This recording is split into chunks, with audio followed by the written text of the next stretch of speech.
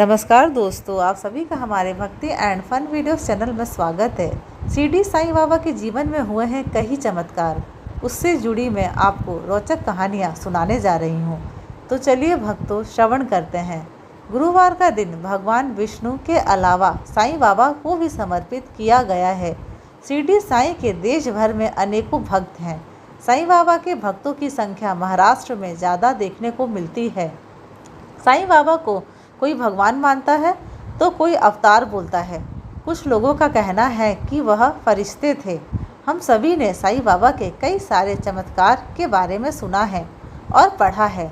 आज की इस कड़ी में हम साईं बाबा से जुड़ी कई चमत्कारिक कहानियों के बारे में जानेंगे। पहली कहानी, कहा जाता है कि साईं बाबा हर दिन मस्जिद में दिया जलाते थे। बाबा बनियों से तेल मांगकर दिया जलाया करते थे। एक बार बनियों ने तेल देने से यह कहकर मना कर दिया कि उनके पास तेल नहीं है। साईं बाबा वहां से चले गए और उन्होंने मस्जिद जाकर तेल की जगह पानी के दिए जलाए तो वे जल उठे। यह बात सारी जगह फैल गई।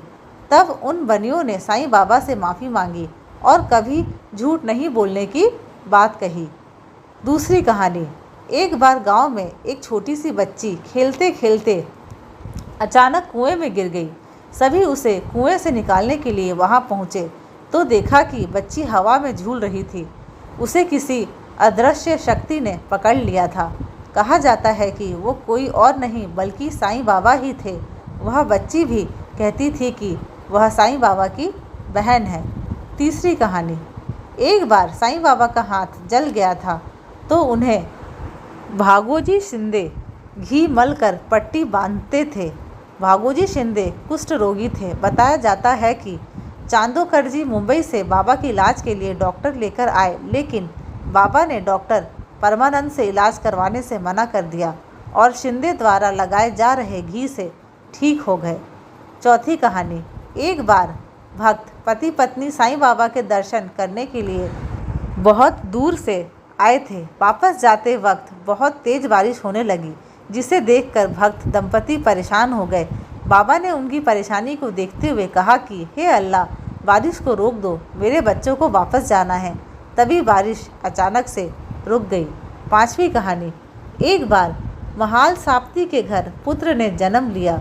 उस बच्चे को साईं बाबा के पास उसके नामकरण के लिए लेकर गए। तब साईं बाबा ने कहा कि इस पुत्र से ज़्यादा लगाव मत रखो, सिर्फ 25 साल की उम्र तक ही इसका ख्याल रखना। महल साप्ती को यह बात तब समझ में आई जब उनके पुत्र का निधन 25 वर्ष की उम्र में हो गया। धन्यवाद। अगर आप सभी को मेरे वीडियोस पसंद आते हैं तो प्लीज़ लाइक, शेयर और सब्सक्राइब ज़रूर करें।